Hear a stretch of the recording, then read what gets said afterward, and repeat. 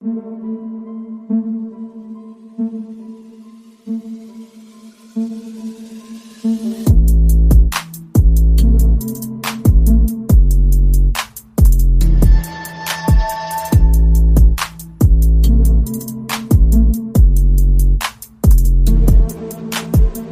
and welcome to the Michael Porter Jr. episode of the Hoop Theory Podcast, aka episode 120, which is in honor of his career as a Denver Nugget. Couldn't really find an instance of 120 being a number of significance to him, but it just felt right to call this one the MPJ ep. Recording this one on the afternoon of Wednesday, August 13th in the year of our Lord 2025. My name is Logan Wertman. And before we get into anything, I'd like to first say thank you for listening. Please be sure to hit us up on Patreon or buy me a coffee if you would like to support us. That's patreon.com/hoop theory and buymeacoffee.com/hoop theory. All of our links can also be found in the description of both the show and the episode wherever you're watching or listening to this. We would also greatly appreciate it if you would rate the show, leave a like or a comment. Of course, be sure to subscribe and follow the feed. And lastly, we would also love it if you sent something into our mailbag for us to read and react to. Basketball related or otherwise, you can send those over to hooptheory.mailbag@gmail.com. And without further ado, let's get into today's episode, which is the Nuggets Corner, the long-awaited breakdown of their pretty awesome offseason so far.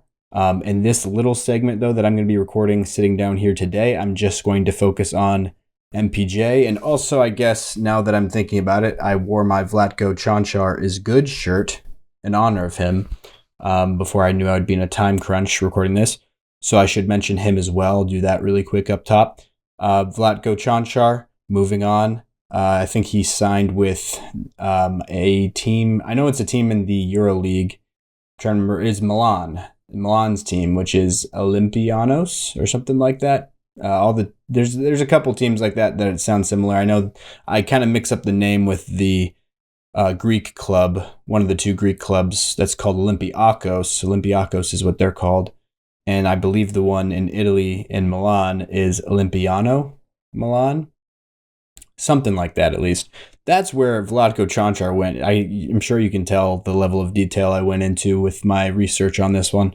But happy for him, somewhere that he's going to be shining, playing, a very major role, I'm sure. So that'll be fun to see. I'm going to be trying to keep tabs on him. I'm thinking about getting more into the EuroLeague this next season than ever before, seeing as they have their website. You're able to stream their website, I believe, for free. That might be something I need to look into as well to confirm. But regardless, just wanted to give him his flowers. One of my favorite Nuggets, honestly, ever, to be quite honest. Just one of those, bench guys that never really got a real chance. Like every time he got in the game, there was just things that I saw from him. Obviously, there was like decision-making things. He tried things, that left a lot of people thinking that he didn't have what it takes. You know what I mean? Like he was a little reckless type of thing. But honestly, overall, like he just had such a small sample over and over again when he would get a shot before, something happening, either him being pushed out of the rotation by somebody else popping, or in most cases, it was him just getting injured again. And despite how, it doesn't matter really how long the injury took for him to rehab from, but like he would just have to be out for a little while, obviously. And so he would not be in the rotation anymore, which Michael Malone would eventually land on a rotation that would work, that he saw some benefit in while Vlatko was out. And so then that would kind of solidify his place each and every time out of the rotation, because he wasn't the level of player that was established enough that like when he's healthy, obviously you got to put him in the rotation type of thing. And so if Michael Malone nailed down rotation without him, then that's just the way it was going to be. He was just never healthy at the right times to really become actually part of one of those rotations, which I really do feel like he could have been. Like he was definitely that level of player, definitely should have been probably some of those years. But, just unfortunate with how it had to pan out that way. Vlatko, though, really good passing feel. Like just the things I like about his game, I guess I should go into a little bit. 6'8", 6'9", really switchable wing, good wingspan, very broad. I believe he was probably like 235. I would probably gauge him at by the eye.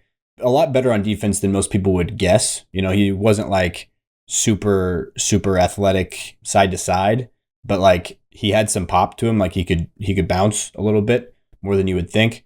And he just had really good awareness and instincts on that end, really good hands, some of the best hands on the team. Like, and that's saying something, obviously, with Jokic being the guy there with the best hands in the world, maybe, probably, almost definitely, I would say. But Vlatko is something in that same similar type of vein, you know. I think he had some of the best chemistry also with Jokic, would be ready for a lot of Jokic's passes that would be out of the blue. He would also find Jokic in ways that a lot of other players, role guys in that same position on our team have not in the past, you know.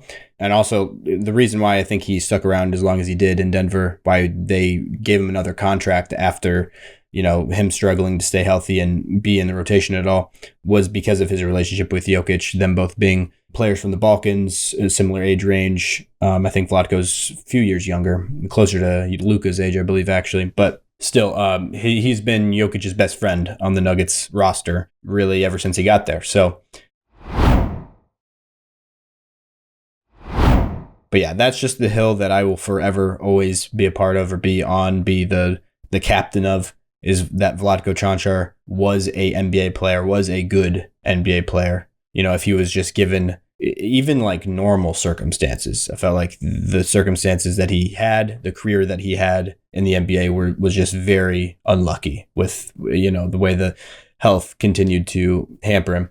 And that is very similar to the story of Michael Porter Jr., which is the player that we're going to be focusing on the most this episode. Him and Cam Johnson, at least, the guy he got traded for. Those two guys, you know, both MPJ and Vlatko Čančar, are both guys that have a similar story of, like, you know, health being something that's constantly plagued them. MPJ, I think, even in a more major way, in a different way, but in a more major way. Vlatko is a lot of just very tedious, worse timing, constant injuries, constant little bugs here and there, little ticky-tack, you know, type of injuries.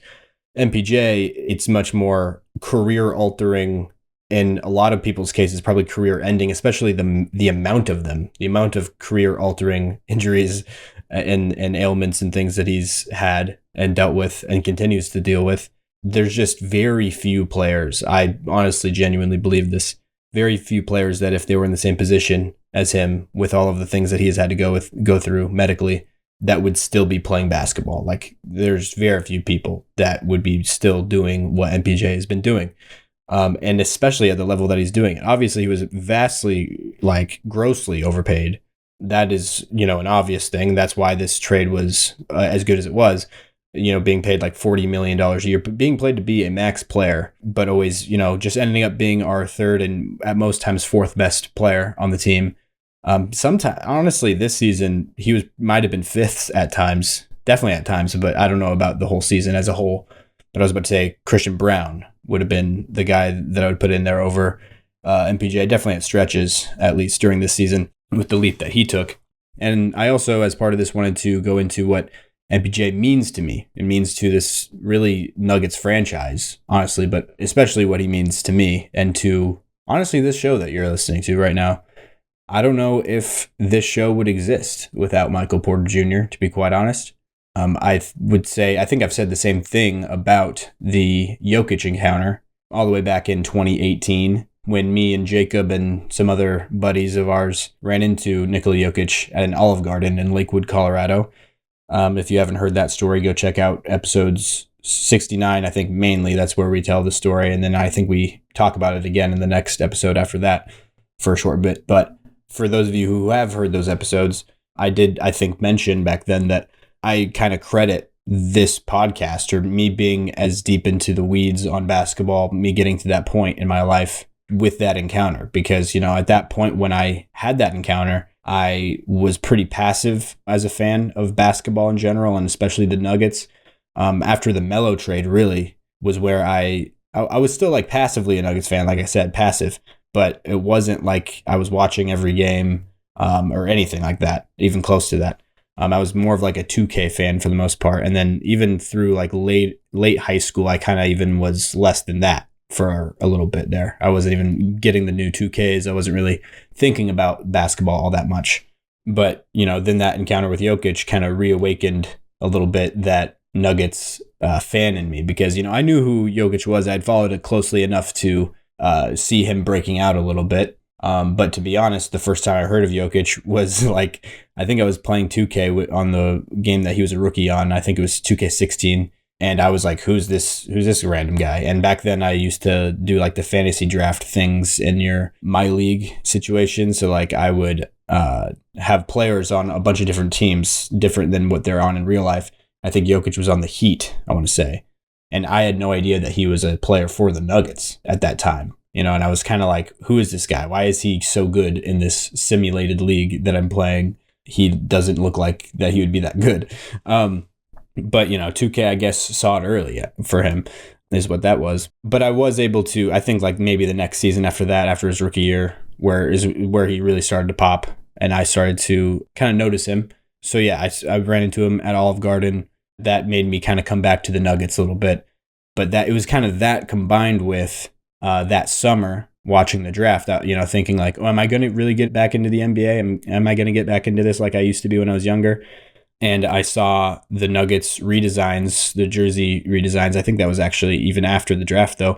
But in the draft, watching that, hearing all about, MPJ being, and I think I had heard of him earlier in the season too, because he was such a highly touted recruit coming out of high school. He was potentially going to be the number one pick. That's what people were kind of projecting for him, especially back in high school. But even throughout the year, maybe it's just the health concerns that people didn't know about because he sat out his whole year at Mizzou because of the back surgery that he had to undergo. And then there was like even more red flags, I guess, from the medicals that teams got shortly before the draft. And then that scared a lot of people off of picking him. And it was a really, really good draft too. One of the best of all time. It's already aging that way. The 2018 draft with Luka and Trae Young and Jaren Jackson Jr. and Shai Gilgeous-Alexander. I could go on. But he was in that draft and fell all the way to 14th to the Nuggets. And so that was another thing that was like, whoa, I might just go, head first back into this Nuggets thing like I was when I was a kid. And then the jersey redesigns where they brought back, some of the older designs, older like branding of things, which wasn't really a nostalgia thing for me because I grew up with the baby blue, mellow uniforms, that era. So, but it was just kind of a new, fresh like take on the Nuggets branding and stuff that I thought was cool.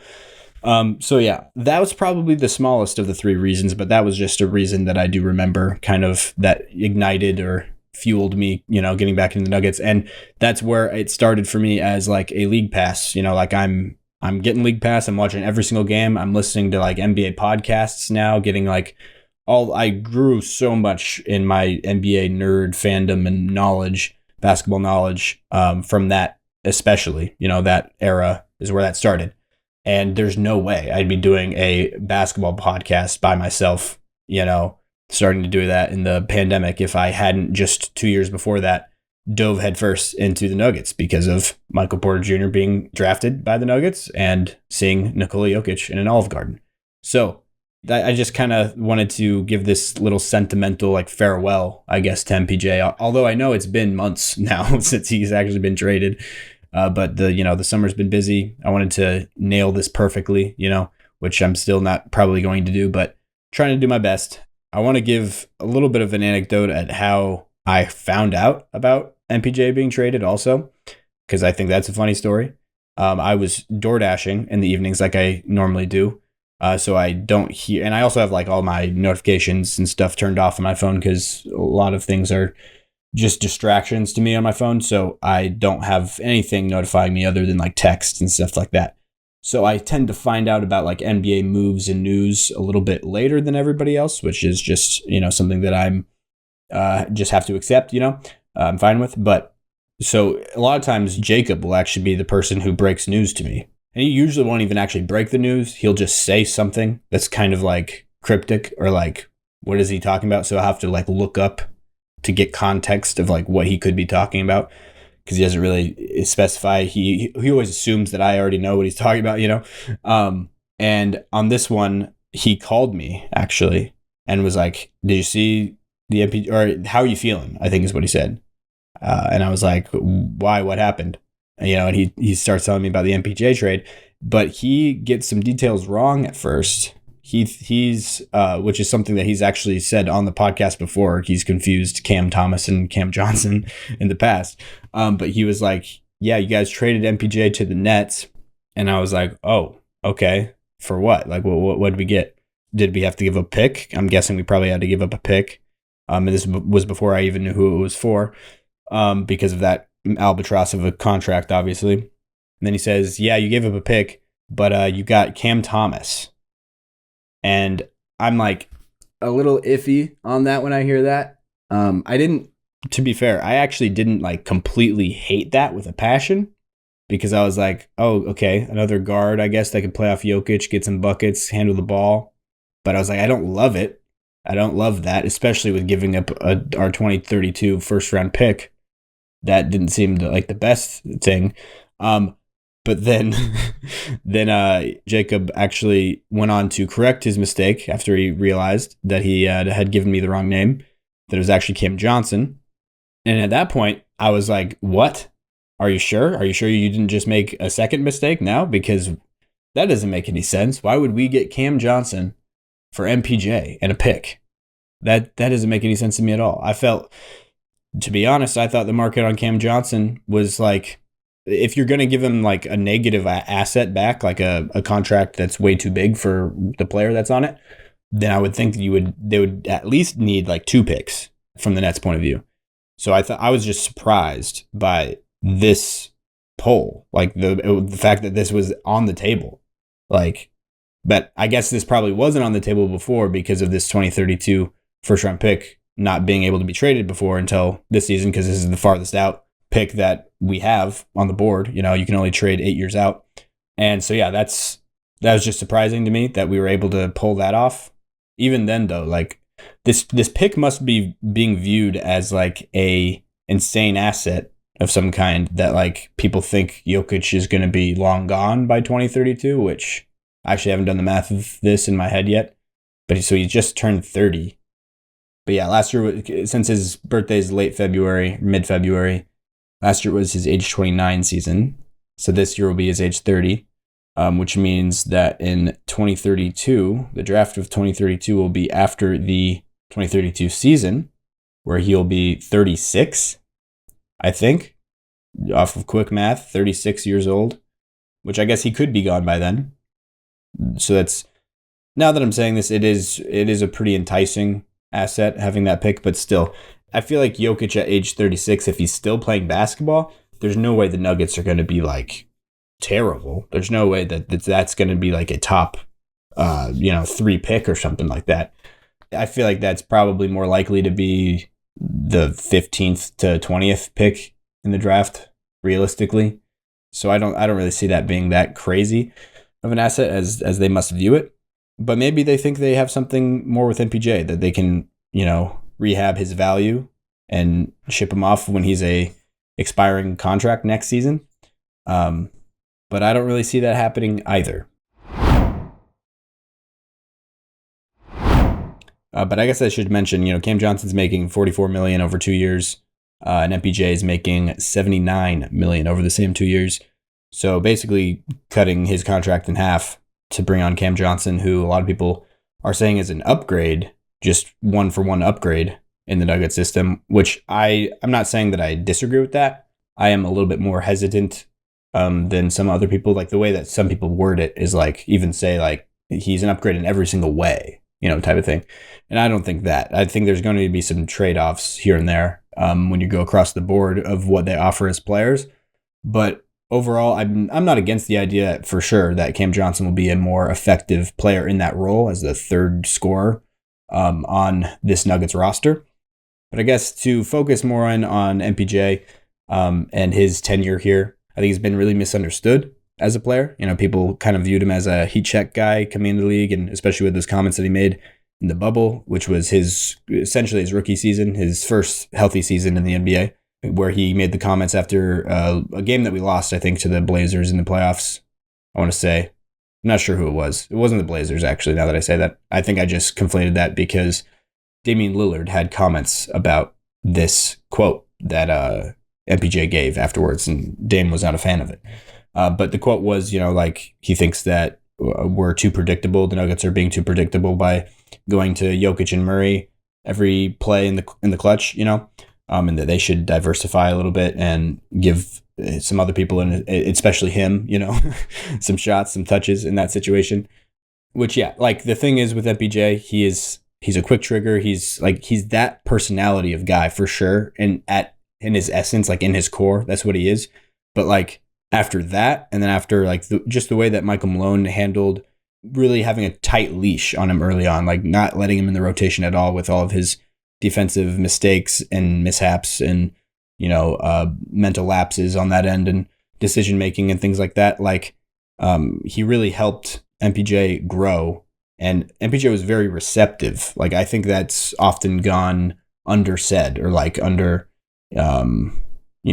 overlooked. It's gone overlooked that MPJ has adapted in the way that he has. Like, he's been receptive to coaching, to malleability, to like changing how he plays. Honestly, by the end of his time here in Denver, I think he overcompensated for like all the memes of Michael never swing the rock, Porter Jr., like all that stuff. I think that kind of really got to him. Like one of my favorite bets to make in sports betting. I'm not advocating for anything here, but I just wanted to make this quick aside because I think it's applicable. But one of my favorite bets to make was for the over on MPJ's assists, because the line was always like 1.5, 2.5 maybe assists per game, usually 1.5. And that was like a guarantee to go over. Like, he was always getting 2 or 3 assists every game. And if you know anything about the Nuggets offense, that's the spot on the offense that should be getting the least assists. Like, the way that the Nuggets offense runs is he's supposed to be the play finisher in those spots. The ball gets swung over to him at a late clock situation or after like the primary action is run usually, or he's like the option of like the wide open corner shooter that gets sprayed out to type of thing when Aaron Gordon's in the dunker spot on the pick and roll. He became this player, I feel like, when he just had a sliver of defense being shown to him, he would be like very quick to swing it to another option. Like, when in a lot of cases, I felt like, no, MPJ, you are the best shooter on this team. Like, maybe like one of the best shooters in the world, to be quite honest. Like, just take the shot. So like, honestly, I feel like he should have been more like his former self towards the end of his tenure here than he ended up being, to be quite honest. But just wanted to give a shout out to like the way he changed as a player that was often overlooked.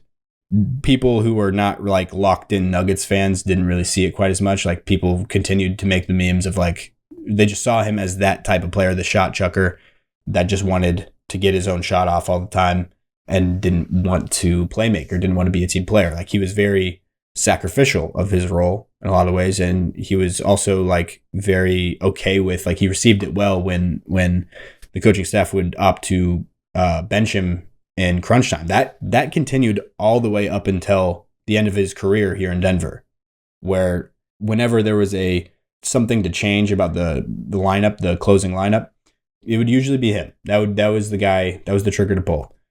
This year was a little bit different with Christian Brown being so young, and then also Russell Westbrook being the starter, the spot starter here and there. If somebody was out, sometimes it would be one of those guys. But a lot of times, even with those guys being there, it would still be MPJ. And I just felt like, most people in his situation, they had earned their way past that level or that, role on the team, being the guy to take the fall, take the blame type of thing. I think it just kept happening because he was actually receptive of it and he was okay with it, which I think is another big thing that shouldn't go overlooked. Something else I'd like to note about MPJ is his resiliency. I honestly don't think a lot of players in his situation, I think I already said this earlier, I'm having deja vu, would still be playing basketball if they went through what he went through. He's had 3 back surgeries already, and I think he had the 3rd one before he was even 25 years old, which is just unthinkable. He had the first 2 before he ever stepped foot on an NBA floor.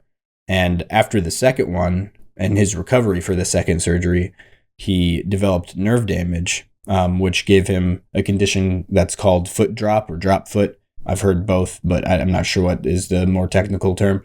It's where your foot wants to always like push down. The front of your foot wants to go down.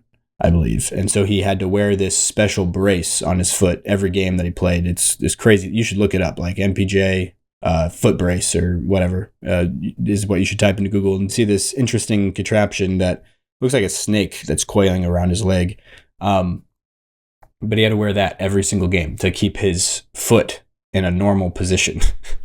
And the one game that he actually missed this season, he played 81 out of the 82 games. The one game that he missed was because it was a road game where there was a mix-up with the equipment manager where they didn't have his brace. So he couldn't wear, or he didn't have, he might have to wear special shoes too to accommodate the brace even. That might have been what it was. But either way, it was either that they forgot the brace or that they didn't have the right shoe that molds or pairs with the brace. So he wasn't able to actually play. And so that's just funny. Like technically, yeah, it is an injury for why he couldn't play because the drop foot is an injury. But normally he would be playing through it. He just didn't have the proper equipment to. And then in the playoffs this year, playing through a couple injuries. For sure the shoulder. I'm trying to remember. I think there was another thing before that. I think he like maybe tweaked a hamstring maybe or something like that. But yeah, he was playing through not even having like a left arm essentially. His shoulder, he was wearing this big like football pad basically on his shoulder and couldn't really use his left arm at all. Apparently he couldn't even take off his own jersey by himself after every single game that he was playing in the playoffs. But yeah, he was still out there on the floor giving his all. So, and he had a couple actually big games even with that ailment. A lot of them he did not play well at all, but he was still like a guy out there for spacing and stuff. But there was a few games where he actually popped off and was a huge contributor through that. So wanted to give him a shout out there as well. Also defensively, the other thing, that was like the thing with him early on in his career that he couldn't stay on the floor because of all his defensive mistakes. But honestly, over the years here in Denver, another thing that has gone very overlooked, that's going to be the key to today's episode. The key word is overlooked or underrated, or synonyms, but his defensive strides that he's made and also just the areas that he's good at defensively. Like he still has those blind spots or those like areas defensively that's a weakness, which is sometimes he can fall asleep off ball or just not be very aware of certain like actions or schemes, not be aware of the scheme that they're in or the offensive action that they're seeing being played at them, little things like that where he'll have breakdowns still. And that's just something that's, I think, very hard to teach. Like there's some players that just, they don't have the feel or view of the game. They don't see the game the same way. And that might, it's something that might make them better in other areas. Like there's things that Michael Porter Jr. was just better at than everybody else. That's why he's in the NBA. And then there were some things that he didn't view or didn't see the right way. So he would have mental lapses like that.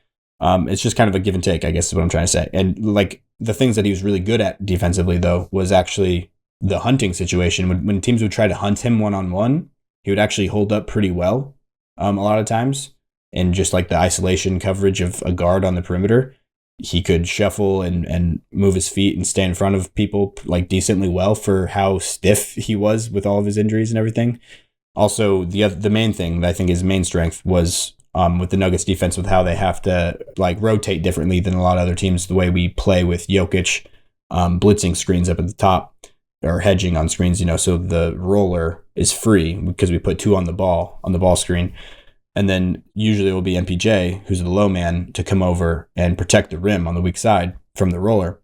And he's really good in that spot, like rising up very vertical and blocking shots. He's got a lot of length and good timing, good feel on blocks as well. And then also being the rebounder down there on the block after a shot goes up because of where he is on the court when he's the low man. A very good rebounder. That's, I think, the main thing that we're going to see as a drop off or a fall off from going from him to Cam Johnson. Cam Johnson's not even close to the level of rebounder as MPJ, which is, I guess, not really saying much because that's one of MPJ's main strengths. But still, it's going to be something that I think that is going to be missed, especially, on both ends, honestly, with his ability to rebound, his intuitiveness on when to cut and crash the offensive glass, I think was big. And that, like, crashing the offensive glass and cutting a lot of times go hand in hand. That's why I use the word cut there. And I think that, I'm not sure, like, I've heard a lot of people scouting Cam Johnson's game and watching Cam Johnson's game. I think that cutting is something that he's pretty intuitive about, but I'm wondering if there might be even a trade-off there because of a lot of times crashing the offensive glass and cutting, they're pretty similar skills because a lot of times it's like the same type of situation. You're leaking into gaps at the right time. It's just sometimes it's when the shot is up in the air, and other times it's when Jokic has the ball on the baseline or on at the top of the key or on the elbow, and you're cutting into open space, finding a crevice to get into. That's something that MPJ was just really good at, and those are the type of things that you don't usually hear highlighted about players, But that was something that he was able to exploit or utilize, to become a very, very effective teammate for Jokic. Because that's what you need to do when you have a passing hub like that, when you're playing around somebody like that. So that was big, and that's something that I feel like is another overlooked thing about Michael Porter Jr. And then also, so far I think people might be like, oh, wow, if he's such this great guy, why is this a move that was even good for the Nuggets, And obviously there's trade-offs, like I said. The main thing is the financial part of this deal, to be quite honest. Just the fact that we're able to save like over $20 million annually on just having if he's worse than Michael Porter Jr., it's by a sliver, Like I said, I think there's trade-offs, and I'm open. I think I probably lean towards Cam Johnson being a better option in this role. Like he's a better probably third, fourth, fifth option playing that spot on the court. But the thing is, MPJ, how he got overpaid, like a lot of people hated MPJ because of how he handicapped the Nuggets salary book because of his, giant salary and how he's not like playing up to what he's being paid. I don't really view that as his fault. It's not his fault he got overpaid. And I also don't even really blame the Nuggets all that much. Obviously, it was maybe a little bit premature, and there was like a little bit of iffiness even at the time that I do remember. But at the same time, I feel like a lot of people would have killed them, or like it would have been a tough situation if they would have really waited or not paid him, at the time, because this is just something that I feel like is overlooked, or coming back to that word. So take a drink, but it's something that I never hear pointed out. Is at that time when he signed that deal, it was in the summer in the offseason of 21, just after he had the best stretch of his career to end that regular season. After Jamal Murray went down, so right after we got Aaron Gordon in that trade for Gary Harris, the Nuggets went on an 8-0, run, looking like the best team in the league, looking like they were going to win the championship. And then Jamal Murray famously tears his ACL, and all hope is lost, But then for a little bit there, it was like, wait, I think we might still be able to do something in the playoffs because of the way that Michael Porter Jr. has ascended. Like right after that, as the second option on the team, he was looking like people do not remember the discourse that was being had about him at the time. And also like the numbers that he had, just look at those in that 21 game stretch. It was 15-6. The Nuggets went 15-6 over those 21 games, but he averaged 24 points and 7 rebounds on 56% from the field, 45% from three, and 85% from the line. And that mathed out to 69% true shooting, which is just unreal. Like, I'm not even saying that that's a realistic player. Like that's like Jokic type. That's better than Jokic. Obviously not the 24 and 7, but the efficiency, 56, 45, 85, 69% true shooting. Like, I don't think he was going to be that scorched earth consistently. He was probably going to come back down a little bit from that for sure. But, Perk, and this isn't the best example, but Kendrick Perkins, because he says some crazy things pretty frequently. But on ESPN, Kendrick Perkins was saying that MPJ was going to be better than Jokic. Like he was going to be the best player, the franchise cornerstone for the Nuggets. That even then was a crazy take for sure. But just giving you some context for how good Jokic or good MPJ was at looking at the time, where yes, it was a stretch, but like for Perk and those other first take guys to give a take, they have to be at least somewhat reasonably close, to the actual range of takes that people are giving. Like they give like a nautical, click above whatever the highest take is that somebody's giving, and that ends up being their take.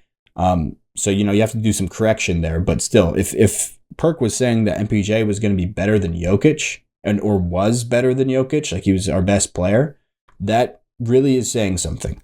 And, you know, to go to somebody who is much less hot takey, much more like respected around the NBA world, especially at this time. This is probably like the peak of Kevin O'Connor as a NBA analyst. And I remember him saying that when Jamal Murray returns from injury, that he was going to be the third option. Like, done deal. Like, that's the way that Michael Porter Jr. is playing right now. He's going to be the second option, and Jamal will be down a notch in the pecking order when he comes back. That's the way that people were talking about MPJ. And I just don't think people really remember that, or like know that that was the trajectory that he looked like he was on for a little bit there, like a sustained little stretch. And then he goes out in the regular season still, tweaks something. It might have been his back even, but he tweaked something and was out for a couple games, came back and wasn't really playing at the same level the last like handful of games there at the end of the season. And then they went to the playoffs where he was pretty absent for most of it. Like, he was not playing like he was, you know, before. And all of this came right after he had some sort of injury. He tweaked something. And, you know, we bowed out in the 4-game sweep to the Suns in the second round after beating the Blazers in 6 in the first round, which I think that series is another one that goes overlooked. I'm going to say it again. The fact that our starting backcourt was two guys, it was Austin Reeves and Facu Campazzo, that series going against arguably the best backcourt in the NBA, and Damian Lillard and CJ McCollum, and we somehow won that series. You know, Austin Reeves, not Austin, I think I might have said Austin Reeves a little bit ago. I meant Austin Rivers. But yeah, Austin Rivers and Facu Campazzo were both completely out of the league not 2 years later. You know, that's the level of discrepancy we're talking about with the two backcourts there. But we were able to pull ourselves out of that series because I forgot to mention with the Jamal Murray injury, seeing MPJ playing the way he was right after that injury, thinking, oh, maybe we have a chance. That was also premature because that was before then Monte Morris was out for a little bit and extending to the playoffs as we had Facu Campazzo playing in the playoffs. But Monte Morris got injured, and then Will Barton also was injured. So all of our backcourt players were just not able to play. You know, that's the way that went. But anyways, yeah, I think Marcus Howard was getting real playoff minutes at guard. That was a thing that was happening. I don't even know if some of you listening know who Marcus Howard is. And I'm talking about the basketball audience, the people who listen to my podcast that don't actually know who I am, you know? Anyways, though, going back to what I was saying, MPJ also is not playing well that series. So that's another cherry on top of how insane it was that we pulled that off. But the Suns series, he was even worse, honestly, where we got swept there. And he was just not looking right. Like, the way he moved, he was just looking like hampered or like not fluid, very stiff, even more stiff than he had been. And then we go to the offseason, and it was like up in the air, like, all right, so was that just an injury he was dealing with? Which it really did seem like that's what the problem was. And in which case, look at what he did at the end of the regular season, that 21-game stretch. Against like real competition, like that looks like the player that you want to give a max contract. So I'm not defending it 100% because that, yeah, you're like looking at a tiny little sample and making a decision before you really need to, because this was after his second year in the league. So he was eligible for an extension, but it wasn't due. Like, you didn't have to sign it yet. And I will be right back to finish that thought. I need to take a quick break here for a second. All right, I am back now. It is a couple hours later. Had something I needed to attend to, but now that I'm back, I should be able to get through the rest of my Nuggets thoughts. So, like, do the whole Nuggets Corner off-season episode, do it all here today, right now. I'm going to finish my thought that I was in the middle of when I had to skedaddle. I believe I was talking about MPJ, his contract, the Denver Nuggets offering him that albatross of a deal, how it's not as it wasn't as egregious at the time, in my opinion, as people act like it. Like, people act like everyone knew the entire time that that was a terrible deal. There's no way that MPJ was ever going to live up to it. That type of thing. There was a window there where it was like, who knows what MPJ is? Like, people were saying some crazy things about what he might be. And so it was like the most optimistic, obviously, thought or projection of him to give him that deal Like that's, the Nuggets were anticipating or betting on, him panning out in that way, and that was on the table at the time. But then he ends up not tearing, but he goes up for a dunk 9 games in his 9th game in the regular season. He comes out to a really bad stretch. It's like basically just a continuation of what was going on in the playoffs. Like he's still tampered, like, which was very alarming. It was like, why does he look like he's moving, doing everything the same as he was back in the playoffs last year? Is he still hurt? And come to find out, he was having, like, I think it was back spasms along with some other things in his back, like nerve things. But then he tweaked his back once again when he went up for a layup or a dunk. I think it was a dunk that, he missed it. I'm pretty positive he missed it. It was like a fast break play. I remember it happening, but I haven't seen it in a very long time. But yeah, his 9th game into the season, he got a steal or something on a fast break, went up for a layup, biffed it, and came down like holding his back. And then he went out and he had to have his 3rd surgery. That was when that ended up happening. So then he was out for that whole season and beyond. And, Jamal was still going to be missing this entire season as he tore his ACL at the very end of the season prior. This was the 22 season. So it just plunged the Nuggets even deeper into this dark age that we had right in the middle of Jokic's prime, which is going to go down, I think, in history for his career as like a pretty big what if, or a pretty big, like, how many titles could we have won? Maybe, I think we probably would have at least one more. I think the Nuggets probably would have won 2 championships by now. If that Jamal especially, but also MPJ injury, if those had not occurred, those 2 major ones. And I think the Nuggets being not like a super contender, still a pretty good team every season, like a middling playoff team in the West, which is the most competitive conference in the world. That just really held back people, I think, from seeing Jokic as the best player in the world quite yet. Like, I think he became that before he was actually recognized consensus league-wide as that.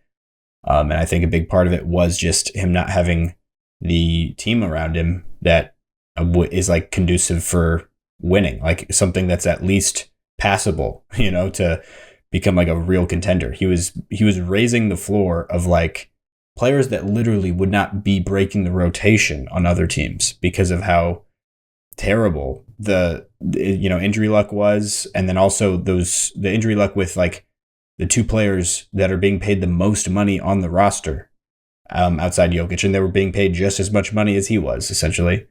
And so then, you're really limited on what you can do with trying to fill out the roster around that. You have 2 unplayable or 2, just black holes of money on your salary cap. There's not much you can really do.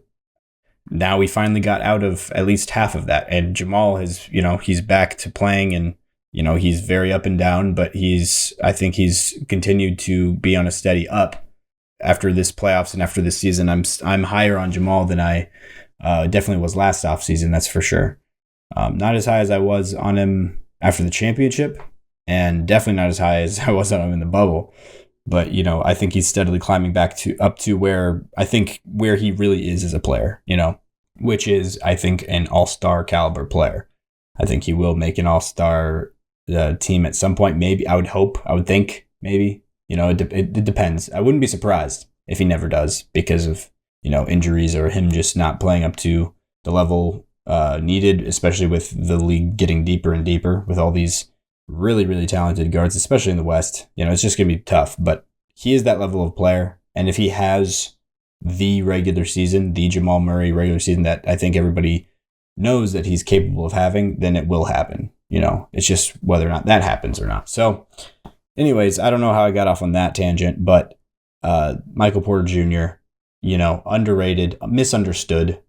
I guess I just wanted to explain what he means to me as a Nuggets fan, and also why I've always in the past was like, I don't really want to trade MPJ because of everything he's done for the Nuggets, the attitude he's had as a Nugget, like just in interviews, the growth he's had, and the way that he talks about his sacrifices, like being willing to just sacrifice for the team and everything. And he doesn't really treat it like it's a sacrifice. It's just like, I'm doing it because that's what you need to do to win.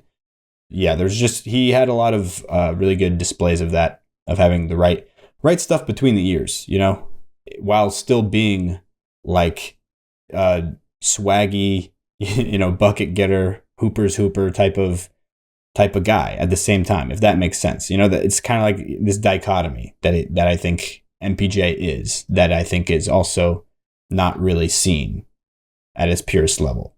Like, I think people just see the one half of the dichotomy a lot of times with him, which is the shot chucker, like Jordan Poole, like that type of vibe or aura or whatever, But I think he has a lot more depth. He's not dead. But, there's a little bit of a Nuggets funeral for the guy. And I don't know if he's going to be that. If he still will have that same level of dichotomy in the situation he's going into in Brooklyn, where it's not a team that's going to be competing for anything. And he's going to have all the shots that he wants, to be honest. He's going to have a much larger role. So he'll probably just go full, like, head first into being what he, naturally, or, like the core thing that everybody sees him as, that he had to adjust and he had to, suppress all these years. He can just go fully into that. I don't know if that's going to be a great thing for him long term or not, but at least we'll see. We'll see what happens with that. But I guess to get into more, I explained a little bit, I guess, the differences between Cam Johnson and Michael Porter Jr. Cam is 2 years older. And, the health concerns. Some people would say, like, Cam Johnson, is going to be better. One of the reasons is because MPJ's health is, can't be relied on. He always gets injured. And it's like, yeah, he's had all these health injuries and her health concerns, all these things I've just already gone into in this podcast. But Cam Johnson has had very similar track record, probably not quite as major of injuries, not even probably on that, obviously not as major of injuries, but he's missed a similar number of games in the past few years, probably even more, honestly. Definitely last season, he had a much less healthy season than MPJ did. MPJ played 81 of the 82 last year, like I said. I think Cam Johnson played around 60, 65, something like that. And that's like kind of the norm for him, like 50 to 65 range for games played on the year is what is expected for him. So it's not going to be like, if there is a trade-off there, it could be either way, just a little bit either way. It's going to be pretty similar, I think, durability-wise. You could make the argument in favor of Cam by saying maybe MPJ is a ticking time bomb. Just, with that season where he had 81 games played this past year, he's just he's due to have his next major thing happen. And who knows if he can keep playing basketball after that, if you want to be really pessimistic about it, like following patterns, wouldn't be surprising, I guess, but you never know with these kind of things. So that is one of the things on that comparison, Cam Johnson versus MPJ. I already talked about the rebounding thing, cutting thing, kind of go hand in hand. Relocation, I think Cam Johnson's going to have the edge there, being able to move without the ball along the perimeter, getting open for shots, catch and shoot, attacking closeouts, putting the ball on the floor is a big thing. I think that's the main, that and IQ, just in general, like feel for the game IQ overall, are the two things that I think are going to be additive, or the additions that Cam Johnson will have in that trade-off there with MPJ. Just his ability to handle the ball and even play some pick and roll and things like that. So that is going to be a dynamic that is going to be new for us. At least for that spot on the floor, As a shooter, it's going to be really hard to be a better shooter than Michael Porter Jr., although, he did have his stretches where he was down for sure, which that reminds me, the other thing I kind of wanted to mention with just doing an MPJ extravaganza, just with the moments in which he had his dry spells, like literally the worst shooting performance or streak that he's ever had in his career, like over like a 10-game sample or whatever. It wasn't quite 10 because, it was 5 games in the finals. Yeah, that's probably where it was. Exactly. Because I'm pretty sure he had a great Western. I want to say he was really good against the Lakers. I know he had at least one series in the championship run where he was, fully locked in. I believe it was the Lakers series, I want to say.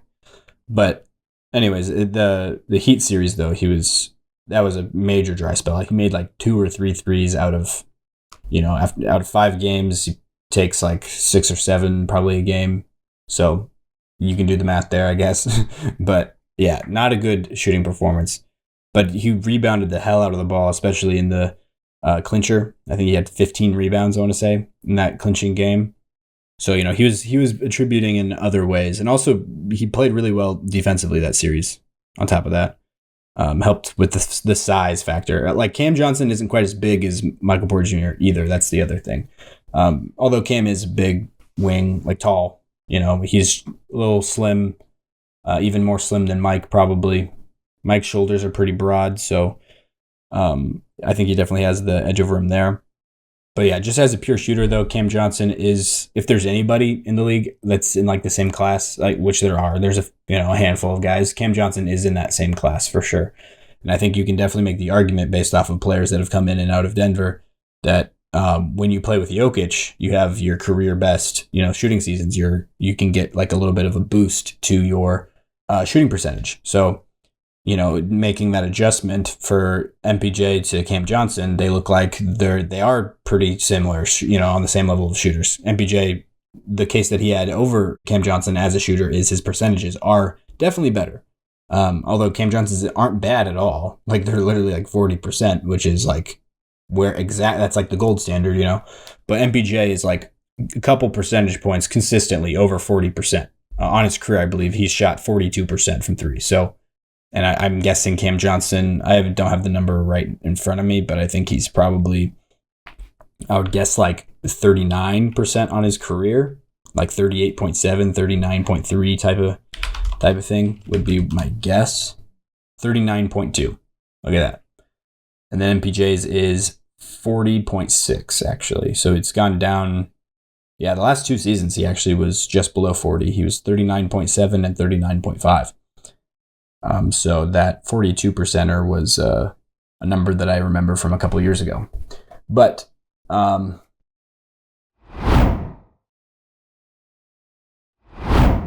yeah, anyways, along with this deal, though, the Nuggets also got Bruce Brown, I think the same exact day, on a minimum deal also, I'll add, which is awesome value. He left to go get, he was here for the championship year. He was our 6th man. But then he left in the offseason because he played so well. He had a career year that he went and got a bag in Indiana. They gave him 2 years, $45 million, I believe. And then, he got sent over to Toronto in that Siakam deal. That's how the Pacers got Siakam. So he definitely served a purpose there in Indiana. But then in Toronto, it was a lot of sitting out, like, because he was obviously not wanting to play for Toronto, not being a contender at all. So it was like in everybody's best interest for him to not get hurt, so sit out and see if the team can find a trade for him.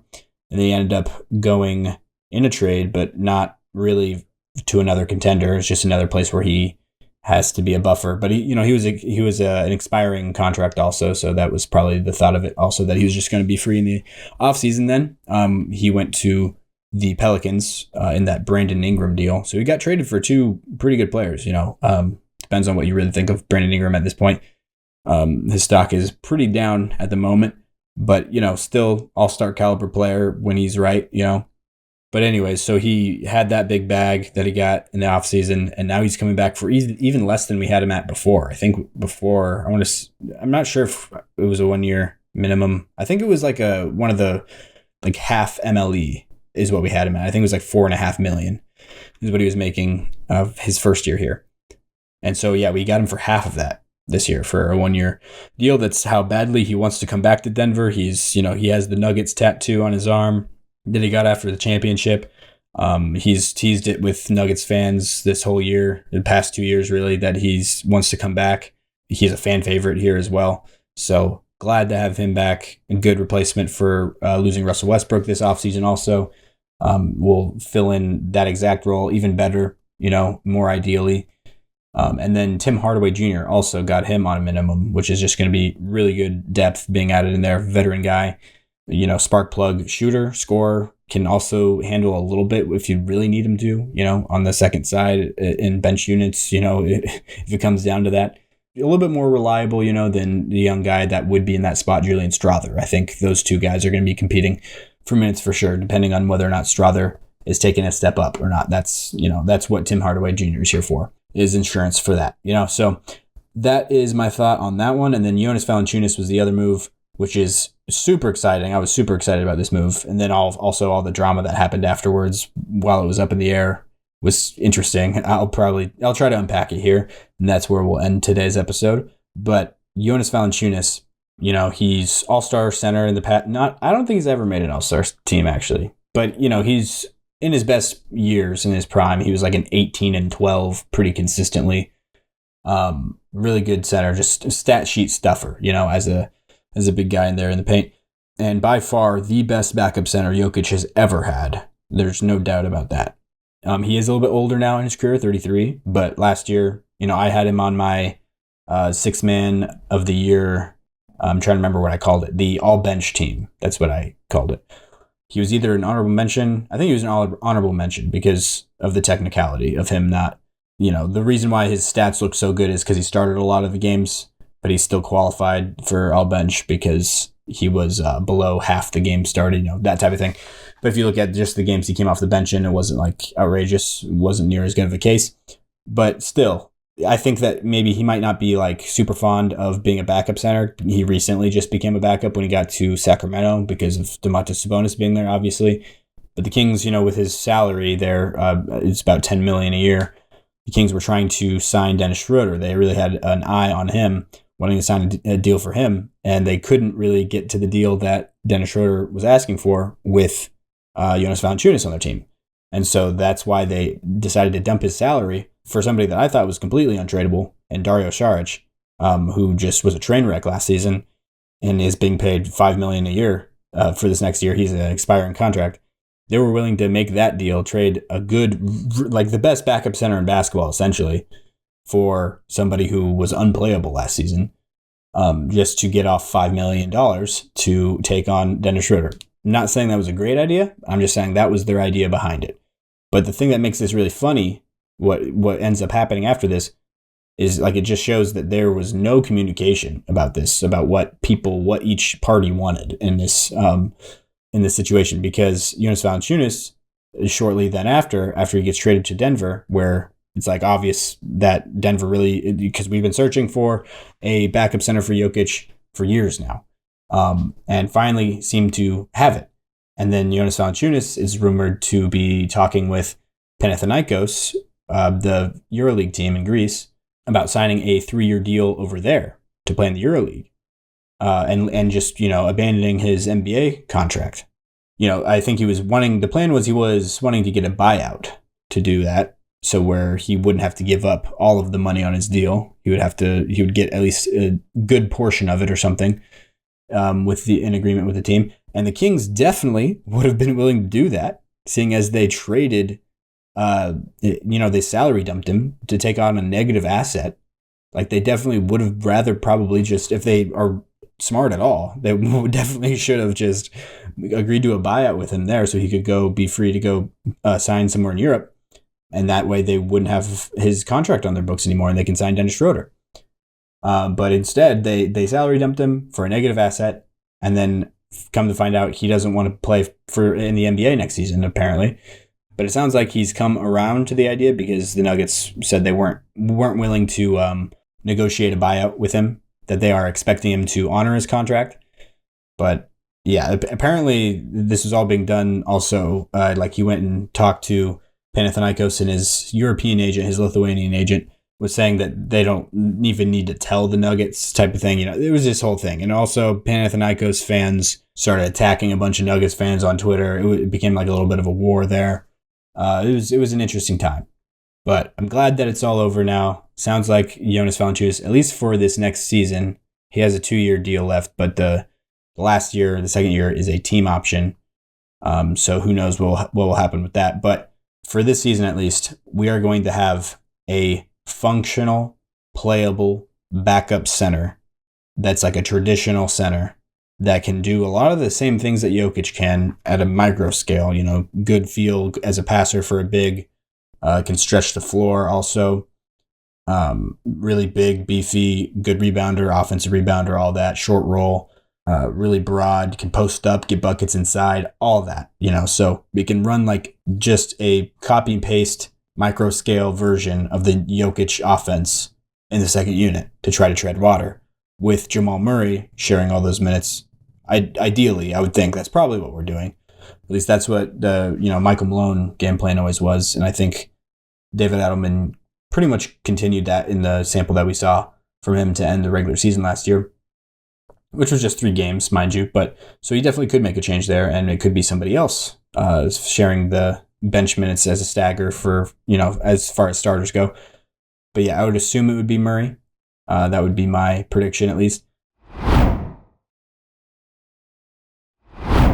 But yeah, the other thing that I forgot to mention about this Jonas Valančiūnas thing that was interesting to me because of the miscommunication part of all of this, his 2 agents, apparently, he must have 3 agents, because people were talking about a Lithuanian agent that was doing all this negotiating with Panathinaikos.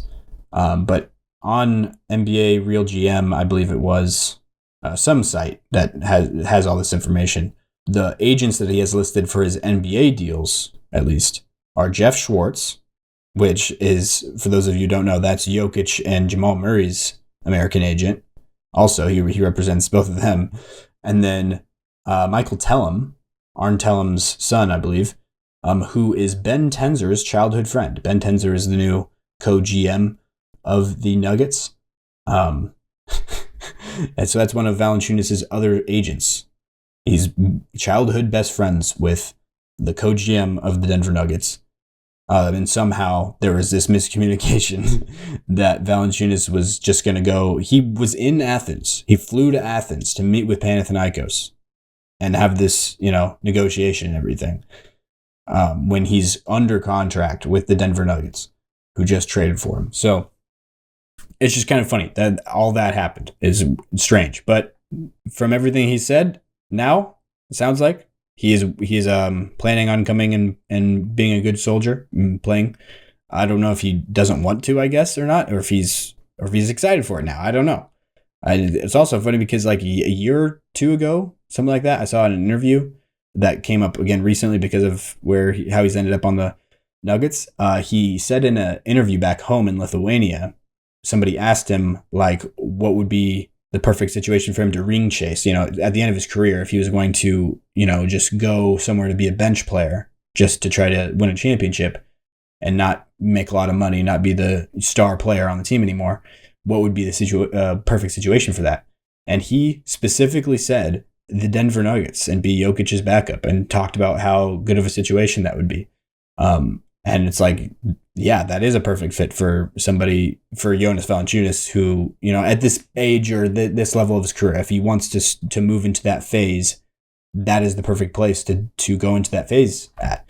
So, yeah, it's just funny that he literally talked about that being the ideal place for that, and then he got sent there, and then was like, I'm gonna go play in Europe instead. Probably that might have not been on the table, as much, or he might have not have considered that quite as much a couple of years ago, maybe, is the thing. But also, money in the EuroLeague is going up and up. There's more and more big deals being signed, so it might be a little bit more comparable to what he's being paid in the NBA now. I believe it was quite a bit less, but still, I think the added benefits of living in Europe, I think for some guys who obviously are from there, that's a pretty big factor for some of them. Obviously, ask Nikola Mirotic and why he walked away from, in his prime in the NBA to go back to Europe to play. So, yeah, anyways, that will be it for today's episode. I think we covered everything as well as I can right now. So that will be it. I don't think there was any new guys. Also, I guess Daron Holmes coming back. Daron Holmes II having his official rookie season. He had an MPJ type situation where he tore his Achilles actually, and before his rookie season last year in the summer league. He looked really good in summer league this year. And we have a 2-way guy, Tamar Bates out of Missouri, who's like a 4-year player in college, undrafted guy that we signed this year, who didn't look as great in summer league from what I saw. I didn't really watch all that much summer league, to be honest. I never really do. But He's supposed to be a really good shooter. His numbers are crazy in college. He's a 50, 40, 90 guy. So maybe that's somebody that pops. Who knows? But yeah, I'm really excited about the Nuggets roster. A lot of people are really high on them. I'm even higher probably than just like a normal person, seeing as I'm a Nuggets fan. And also, I do think, even when I correct for bias, I think the Nuggets should be for sure the second power ranked team. The team with the second best odds to win the title this season. I think they should be pretty close with the Thunder because of that pattern of, every team that wins the championship the past 7 years now in a row, all of them make it to the second round the next year at best and then get bounced out. So, with that, it's going to be tough for the Oklahoma City Thunder to be the first team to repeat in this era. But if there was a team in this era to break the streak and repeat, it would be the Oklahoma City Thunder because of their youth and their pure just dominance last season. They were very, very dominant squad, and they're keeping all their players, rolling over into next season, just getting better. It's going to be pretty like that. That's a pretty good formula for going back to back. I think they might do it. I think they should be the favorites, for sure. But Denver, I think, is right there afterwards. Houston, I would probably put third. On that same type of level with Houston, I would probably have to throw Cleveland and New York in there just because they're in the East. And, somebody's got to represent the East in the finals. So that's my thoughts on that. I don't know why I had to go into that little explanation there. We kind of had a similar conversation about that in the last episode with Jacob here, if you want to go listen to that one, if you haven't yet. But thank you for listening. Like I said before, we'll wrap this one up. Appreciate it. Stay happy, stay healthy. I will talk to you guys. Maybe we will talk to you guys. Who knows? Maybe it's just me. Maybe it's Jacob again. We will be doing the top 10 players in the world at some point before the season starts, and then also go through our preseason predictions for the over-under lines for team wins like we do every year. Both of those will be coming sometime before the season starts. So that'll be for sure. But I'm not sure what next episode will be exactly. So until then, I suppose, stay happy, stay healthy, and somebody will talk to you guys next time.